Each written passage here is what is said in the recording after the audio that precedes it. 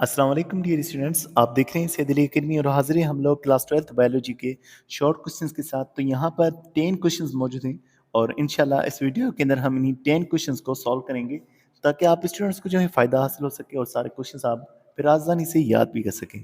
तो आइए आज की इस वीडियो को शुरू करते हैं।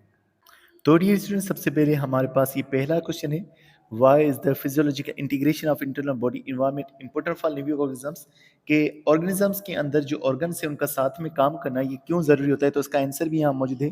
Physical integration of the internal body environment is important for living organism because they help to maintain optimal conditions for biochemical reactions necessary for life. हमारी बॉडी में कई सारे रिएक्शंस होंगे।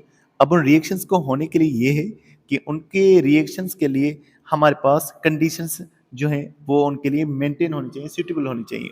अब कंडीशन के सूटेबल होने का ताल्लुक ऑर्गन्स के साथ में मिलकर काम करने का है।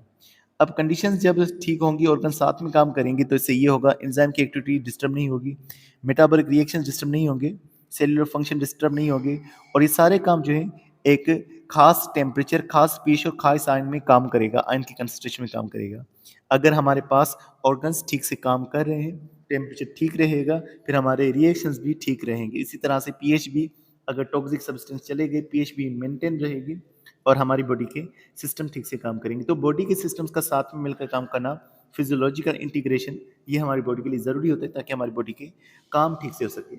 दूसरा सवाल, why is it important that positive and negative feedback mechanism counter act upon each other. ये क्यों है कि पॉजिटिव और नेगेटिव फीडबैक एक दूसरे के उलट काम करते हैं, उसका फ़ायदा क्या है। तो पहले हम जिक्र करेंगे पॉजिटिव फीडबैक का। लिखा हुआ है, positive and negative feedback mechanism important because they help maintain homeostasis. ये होम्योस्टेसिस को मेंटेन रखते हैं, ensuring the physiological process remain with in stable range, और इनकी वजह से फिजियोलॉजिकल रिएक्शंस अपनी स्टेबल रेंज के अंदर रहकर काम करते हैं। पॉजिटिव फीडबैक का हमें मालूम है, पॉजिटिव फीडबैक इम्प्लिसिफाइज अ रेस्पॉन्स, किसी भी रेस्पॉन्स को तेज करना, ये इसका काम होगा पॉजिटिव फीडबैक का। एग्जाम्पल ब्लड क्लॉटिंग लिखी हुई है।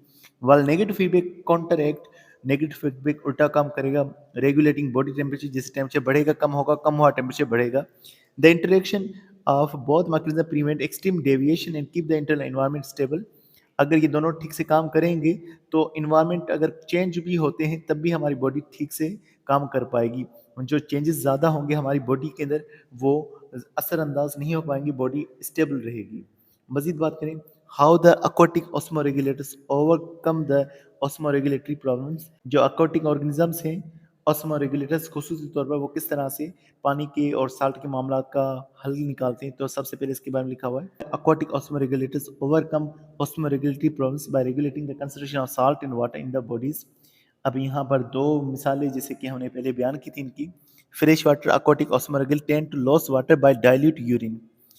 तो fresh water organisms dilute urine को प्रोड्यूस करते हैं और वाटर लॉस करते हैं और साल्ट को गेन करते हैं, हासिल करते हैं अपने गिल्स में से।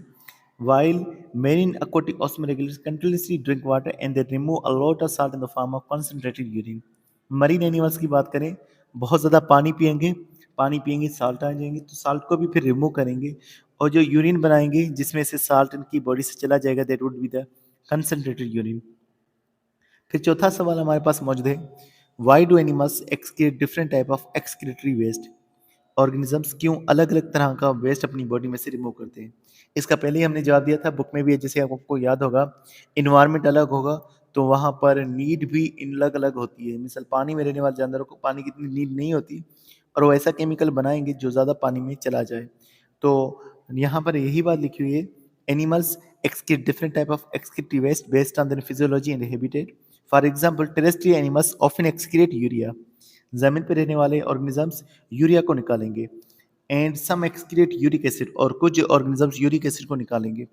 जरा कमेंट में बताइएगा, यूरिया निकालने वाले कौन से ऑर्गेनिजम्स होंगे, यूरिक एसिड निकालने वाले कौन से ऑर्गेनिजम्स होंगे। आगे बात करें, आगे लिखा while aquatic animals excrete ammonia. पानी वाले ऑर्गेनिजम्स अमोनिया को एक्सक्रीट करते हैं। The variation optimize waste removal while conserving water and energy according to an organism's environment। अब ये जो अलग अलग ऑर्गेनिज्म का वेस्ट है, इससे ये होगा, वाटर कंजर्व रहता है और एनर्जी जो है वो भी एक ऑर्गेनिज्म के अंदर मेंटेन रहती है। फिर हम आगे देखते हैं, लिखा है what is the use of counter current mechanism in kidney. Counter current mechanism का किडनी में क्या फायदा है। इस सवाल से लिखा हुआ, the counter current mechanism in the kidney is essential for concentrating urine and conserving water. Counter current mechanism basically ये ज़रूरी होता है ताकि वाटर को बचाया जाए और यूरिन कंसंट्रेटेड बनाया जाए, ऐसा यूरिन बनाया जाए जिसमें वाटर का अमाउंट कम हो। वाटर जब निकाला जाएगा यूरिन में से तो यूरिन कंसंट्रेटेड बनेगा। आगे लिखा हुआ it involve the flow of filtrate and blood in opposite direction in the nephron. अब इसके अंदर एक तो ये होगा कि जो फिल्ट्रेट मूव करेगा वो भी अपोजिट डायरेक्शन में होगा और उसके अलावा जो ब्लड फ्लो करता है वो भी अपोजिट डायरेक्शन में होगा, creating a consistent gradient that allow for efficient reabsorption of water and solid aiding in urine concentration। तो इस तरह से ये होगा कि जो नेफ्रॉन है उसके गिर्द जो है कंसंट्रेशन ग्रेडियंट यानी कंसंट्रेशन का फर्क आ जाएगा, कहीं पर वाटर कंसंट्रेशन ज़्यादा, कहीं पर साल्ट कंसंट्रेशन ज़्यादा, और इसकी वजह से वाटर की रीअब्जॉर्प्शन ज़्यादा होगी, सॉलिड जो होगा वो ज़्यादा यूरिन में होगा, यूरिन ज़्यादा कंसंट्रेट बनेगा।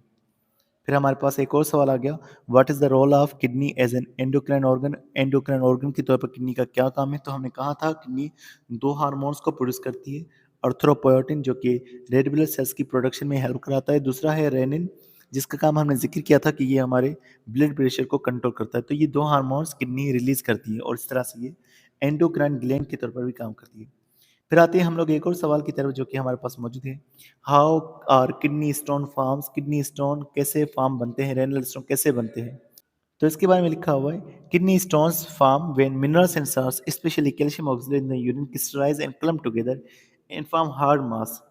तो किडनी स्टोन तब बनेंगे जब मिनरल्स कुछ कुछ साल्ट जुड़ेंगे, जैसे कैल्शियम ऑक्सलेट है, ये जुड़ करके हार्ड मास बना देंगे जो प्रिवेंट करेगा यूरिन फ्लो को। अब कुछ फैक्टर्स हैं जिनकी वजह से किडनी स्टोन ज़्यादा हो सकता है। लिखा हुआ है factors like dehydration, diet and genetics can contribute to their formation. Dehydration पानी का कम पीना, पानी का ज़्यादा लॉस होना, यूरिन कम बनेगा तो स्टोन नहीं जा पाएगा। उसके अलावा डाइट, इंसान की जेनेटिक्स, खानदानी तौर पर अगर किडनी स्टोन है तो आगे नस्लों में भी इस तरह से होता रहेगा। तो ये कुछ हमारे पास कंडीशंस हैं जो कि यूरिन के अंदर स्टोन की फॉर्मेशन कराते हैं। फिर आगे लिखा what is the impact on human body if kidney suddenly और gradually loss their filtering abilities. अगर किडनी आहिस्ता से या हमेशा के लिए अपना फंक्शन लॉस करते हैं तो क्या होगा? तो लिखा हुआ है इफ द किडनी सडनली और gradually loss their filtering abilities the body accumulate waste products. Body के अंदर वेस्ट प्रोडक्ट जमा हो जाएंगे एंड एक्सेस फ्लूइड, फ्लूइड भी ज़्यादा हो जाएगा, leading to conditions like kidney failure. और फिर एक सूरत हाल ये हो जाएगी किडनी मुकम्मल तौर पर फेल हो जाएगी। This can result in electrolyte imbalance, high blood pressure, anemia and other health problems। अगर मिसाल के तौर पर किडनी में फ्लूइड ज़्यादा जमा हो चुके हैं तो मामलात इस तरह से बनेंगे कि हमारी बॉडी में जो इलेक्ट्रोलाइट्स हैं, आयंस हैं, उनकी कंसंट्रेशन डिस्टर्ब हो जाएगी, ब्लड प्रेशर बढ़ जाएगा। उसके अलावा अनीमिया यानी ब्लड सेल्स खत्म होना शुरू हो जाएंगी और कुछ और हेल्थ प्रॉब्लम्स भी हमें सामना करना पड़ेगा, टॉक्सिसिटी हमारी बॉडी में बढ़ जाएगी। फिर हमारे पास नवा सवाल है, 9th question, what are the problem associated with kidney transplant. अगर कोई शख्स किडनी ट्रांसप्लांट कर भी देता है किडनी फेल्योर के नतीजे में, तो फिर किडनी ट्रांसप्लांट करने के बाद भी कौन से मामलात होते हैं? तो लिखा हुआ है problem associated with kidney transplant can include rejection by the reception immune system. अगर किसी इंसान के अंदर किडनी ट्रांसफर हो चुकी है तो उसके अंदर ये मामला हो सकता है कि इम्यून सिस्टम उस किडनी को रिजेक्ट कर दे। कॉम्प्लिकेशंस फ्रॉम सर्जरी, सर्जरी के ज़रिए से कॉम्प्लिकेशंस भी हो सकती हैं, यानी सर्जरी से मामला और बिगड़ भी सकता है। आगे लिखा हुआ है the need of immunosuppressive drugs. अब क्योंकि किसी के अंदर हमने किडनी जो है दाखिल कर दी, इम्यून सिस्टम उसको बर्दाश्त नहीं करेगा तो हम इम्यूनोसप्रेसिव ड्रग्स का यूज़ करेंगे और इम्यूनोसप्रेसिव ड्रग्स हमारी बॉडी के बाकी मामलात को डिस्टर्ब कर सकती हैं। और उसके अलावा सेक्रेसिटी ऑफ सूटेबल डोनर ऑर्गन, और ये भी है कि हमारे पास जो डोनर है उसका ऑर्गन जो है वो भी बहुत कम होता है। तो ये सारे मामलात हो सकते हैं किडनी ट्रांसप्लांट के नतीजे में। फिर हमारा लास्ट क्वेश्चन है what is hypothermia and how body overcome this condition. तो हाइपोथर्मिया, हाइपो का मतलब है कम, थर्मिया का मतलब होता है टेम्परेचर। तो लिखा हुआ है hypothermia is a condition characterised by abnormally low body temperature. Low body temperature होगा तो इसे हम हाइपोथर्मिया कहेंगे। The body combats hypothermia by shivering to generate heat. हमारी बॉडी हाइपोथर्मिया का मुकाबला इस तरह से करेगी, शिवरिंग करेगी, जिसके नतीजे में हीट जनरेट होगी। Constructing blood vessels to reduce heat loss. Heat loss को बचाने के लिए ब्लड वेसल्स को छोटा किया जाएगा डायमीटर, ताकि हीट हमारी बॉडी में रहे। और उसके अलावा हम दूसरा मैकेनिज्म खुद से बिहेवियरल तौर पर ये कर सकते हैं, सीकिंग वार्मथ, के गर्म जगह पे चले जाएं। In severe cases medical intervention like rewarming is necessary to raise the body temperature to a safe level. तो मुख्तलिफ अगर हमारे पास हालात हो चुके हैं, मुश्किल हालात हो सके, तो फिर हम लोग रीवार्मिंग का प्रोसेस भी करेंगे ताकि हमारी बॉडी में टेम्परेचर नॉर्मल किया जा सके। तो डियर स्टूडेंट्स, आज की वीडियो में बस इतना था। उम्मीद करता हूँ ये वीडियो आपको पसंद आई होगी। अगर वीडियो पसंद आई है तो इसे लाइक और इस वीडियो को शेयर करना मत भूलिएगा। मिलते हैं नेक्स्ट वीडियो में, तब तक अपना बहुत सारा ख्याल रखिएगा। अस्सलाम वालेकुम।